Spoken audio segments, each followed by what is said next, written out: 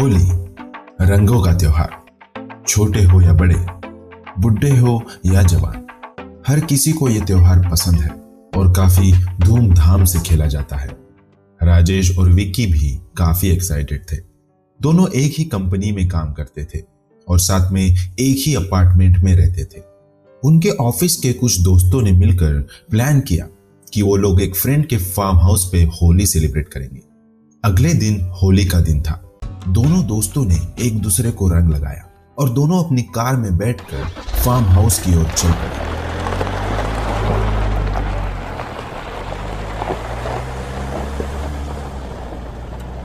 Farm house पे पहुंचे तो देखा वहां पार्टी ऑलरेडी शुरू हो चुकी थी।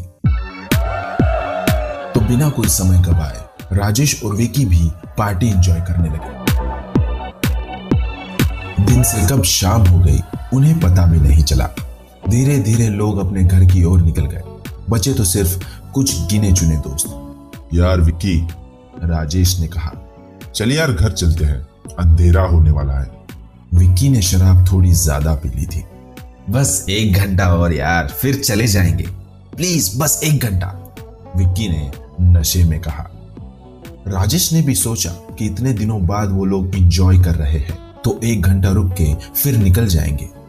पर वो 1 घंटा कब 3 घंटे में बदल गया उन्हें पता भी नहीं चला। यार विक्की, राजेश ने गुस्से से कहा, भाई रात के 9 बज रहे हैं, हमें काफी दूर जाना है, बस कर अब, चल चुपचाप गाड़ी में बैठ। इतना कहकर उसने विक्की को गाड़ी में बिठाया और दोनों घर की ओर निकल गए। कुछ देर चले ही होंगे कि उनकी गाड़ी बंद पड़ गई। अरे यार, इसे भी अभी बंद होना था क्या? राजेश ने गुस्से से कहा। वो लोग सुनसान से रास्ते पे थे और शहर अभी भी 8-10 किलोमीटर दूर था। उन्होंने काफी कोशिश की पर उनकी गाड़ी चालू नहीं हुई। राजेश ने फोन चेक किया तो उनके फोन में नेटवर्क भी नहीं था। उन्होंने डिसाइड किया कि इतनी रात को यहां गाड़ी में रुकना सेफ नहीं है, तो वो लोग पैदल ही चलने लगे। कुछ आती जाती गाड़ियों से उन्होंने लिफ्ट मांगनी चाहिए पर कोई नहीं रुका। कुछ देर चल के वो दोनों थक चुके थे। उन्होंने देखा कि सामने एक पुराना खंडर पड़ा घर था, तो दोनों ने डिसाइड किया कि वो लोग आज रात यहीं रुककर रात गुजारेंगे। उस घर के आसपास बड़ी बड़ी घास थी और फ्रंट डोर पूरी तरह से सड़ चुका था। वो दोनों एक कमरे में गए और वही जमीन पे लेट गए। कुछ देर बाद ही दोनों को नींद भी आ गई। आधी रात को राजेश की आंख अचानक से खुली। उसने देखा पूरे कमरे में अंधेरा है और ठंड बढ़ चुकी है। अचानक उसने आवाज सुनी। वो आवाज ऐसी थी जैसे किसी ने सीटी बजाई हो। तभी उसने नोटिस किया कि विकी एक दीवार की ओर मुंह करके खड़ा है और वो सीटी की आवाज सुन रहा है। उसके चेहरे पे एक अजीब सी मुस्कुराहट थी। वो धीरे धीरे उस आवाज के पीछे जाने लगा।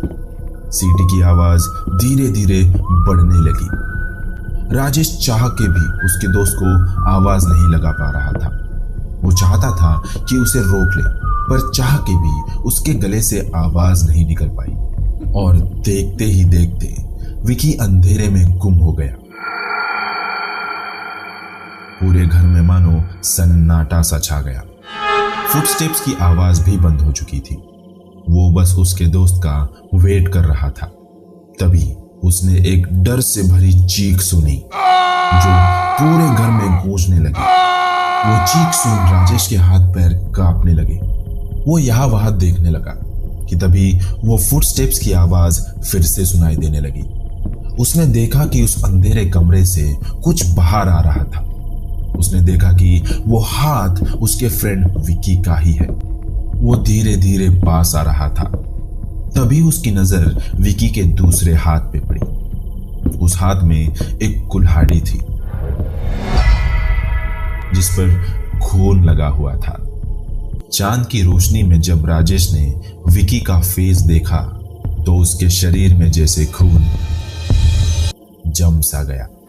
उसकी सांसें मानो रुकने का नाम नहीं ले रही थी। विक्की के सर पे एक गहरी चोट लगी थी और उसके पूरे चेहरे पे खून ही खून था। उसका स्कल जैसे दो हिस्सों में कट गया हो। राजेश ने अपनी सारी हिम्मत जुटाई और भागते हुए उस घर से बाहर आया। वो बस अंधेरे में भागता रहा, उस घर से जितना दूर हो सके उतना। वो बस भागे जा रहा था। उसे बार बार ऐसा लग रहा था कि उसके पीछे उसका दोस्त वो खून से लथपथ कुल्हाड़ी लेके उसका पीछा कर रहा है। वो तब तक भागता रहा जब तक वो पूरी तरह से थक के जमीन पर गिरकर बेहोश नहीं हो गया। जब उसकी आंख खुली, सुबह हो चुकी थी। वो उठा और पुलिस स्टेशन तक जैसे तैसे पहुंचा। उसने पुलिस को वो सब कुछ बताया जो उसने देखा। पुलिस के साथ वो लोग उस पुराने घर में वापस आए। राजेश की आंखों में अभी भी एक डर था कि उसे पता नहीं क्या दिख जाए। पुलिस ने दरवाजा खोला और अंदर देखा। अंदर देखते ही राजेश अपने घुटनों पर गिर गया। उसने देखा कि विकी फ्लोर पे गिरा पड़ा है और उसके आजू बाजू बस खून ही खून है और उसका स्कल जैसे दो हिस्सों में बट गया है। उसके हाथ में अभी भी कुल्हाड़ी का हैंडल है और उस कुल्हाड़ी का ब्लेड फ्लोर पे आधा गड़ा हुआ है। और वो वही जगह थी जहां रात को राजेश ने अपना सिर रखा था जब वो सोया था। पुलिस ने पूरा घर ऊपर से नीचे देखा पर उन्हें उस घर में कोई और नहीं मिला। राजेश ये सोचकर कांपने लगा, उसकी नींद समय पर नहीं खुली होती तो उसके साथ क्या होता। अगर आपको हमारी ये वीडियो पसंद आए तो लाइक करें और ऐसे ही हर स्टोरी की वीडियो देखने के लिए हमारे चैनल स्केरी पंपकिन 2 को सब्सक्राइब करना ना भूलें।